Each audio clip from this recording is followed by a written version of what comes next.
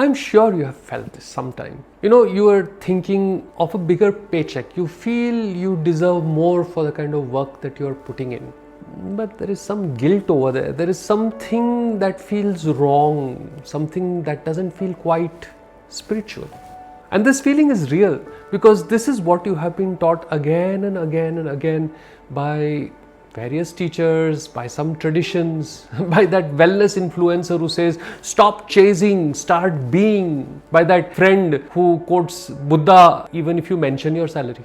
And so you feel small, you feel bad about asking more.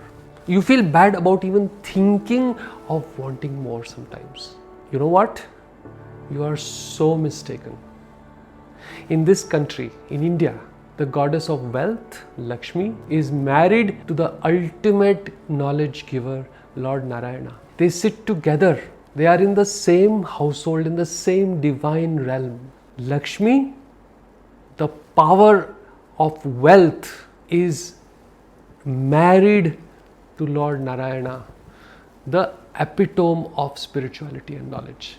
If the ancients of our country heard these stories that you are being told today, they would be shaking their heads. Because this is not what they said, this is not what they wrote. And the reason why this continues is because most spiritual teachers are uncomfortable talking about wealth, or they have created an identity about themselves of being broke. If you're new here, my name is Bawa. I have been teaching the Art of Living series of courses for more than 35 years. I help people exactly like you up spiral their lives through the secrets of meditation, sleep, breath work, and ancient Indian wisdom made relevant today. A spiritual person cannot be poor.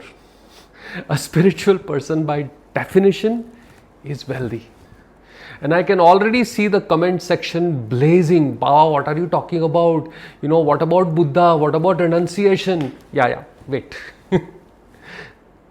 You look at the lineage of the highest spiritual masters of this country. Lord Ram, king. Lord Krishna, King Janaka, the emperor of Mithila. Even Buddha, once he came back from the forest, had patrons who gave him huge monasteries from where he could spread the teachings of Buddhism. Vivekananda, when he went to America, he didn't go with a begging bowl. He went with money in his pocket, with financial backing. The Ramakrishna mission that you see today, that has built thousands of schools and has done such amazing work, did not do it with no resources. The so-called spiritual person who is glorifying poverty is mistaking it for purity. You can have crores and crores and crores of rupees in your bank and still be completely pure, untouched. And you can be a beggar and be deeply impure. Spirituality is not against wealth. I repeat, Lakshmi, Goddess Lakshmi and Lord Narayana are married. Now let's get to that point about renunciation. A young seeker, very full of himself, came to King Janaka and said, you call yourself a sage, you call yourself a wise person. The real wise men, they are in the forests. What wisdom do you have? You have all these palaces and treasuries and music and all this. This is what he challenged the king. And the king smiled and said, all right, let me show you something. Will you do one thing for me? That seeker said, yes, I will do. So the king gives him one bowl of milk filled to the brim and says, I want you to take a walk through my palace, through the courtyards, through all the luxuries that are there around me. But if even one drop of this milk spills, the guards will kill you. That guy takes the milk. He's the king now, he cannot refuse. And he gingerly walks through the entire palace. Goes into the gardens, the courtyards, goes everywhere, just as the king has instructed. And few hours later he returns. And the king says, so tell me, what did you see? What did you see in my palaces? And the seeker says, I didn't see anything. I was so scared that the milk will spill that my whole attention was on the milk. And King Janaka smiles and says, that is exactly how I live my life. He says, I have got all these luxuries around me, but in the deepest part of myself, I don't care about them.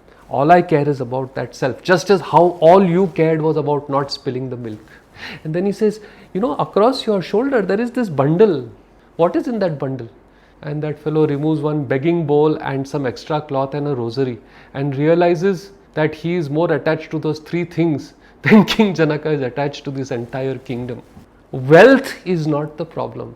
Your attachment to that wealth is the problem. Your relationship to that wealth is the problem. A person who is really, really wealthy and only hoards that money is a sad sight, miserable.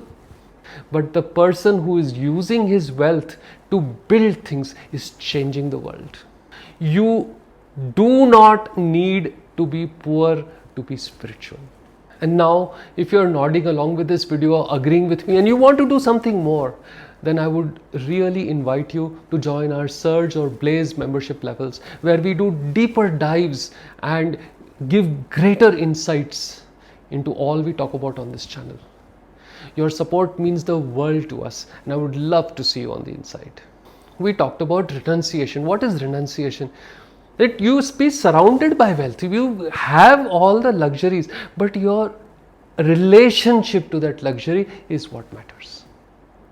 And you think about it, na? If you want to really make a difference to the world, you need resources to make that difference. Gurudev Shri Ravi Shankar ji was asked, I think it was in Canada, that Gurudev, is Art of Living as an organization, is it not commercial? And Gurudev said, yes, it is. And he said, commerce is the wings of spirituality. And spirituality is the heart of business. And both of them need to be together.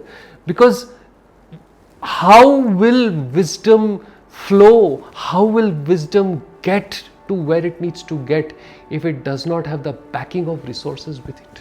And that is Goddess Lakshmi, the epitome representing the resources, married to Lord Narayana, the epitome of wisdom. When they come together, then transformation truly begins for yourself, for your family, your friends, your community, and the world at large. If you have spent a lot of time feeling vaguely guilty about wanting more, about asking for more, then tonight I want you to let go of this. Because the ancients were never on the side of your guilt. They were on the side of you being full and complete and being able to make a difference to the world. Goddess Lakshmi and Lord Narayana are married. Don't divorce them. All the best, and I'll see you in the next one.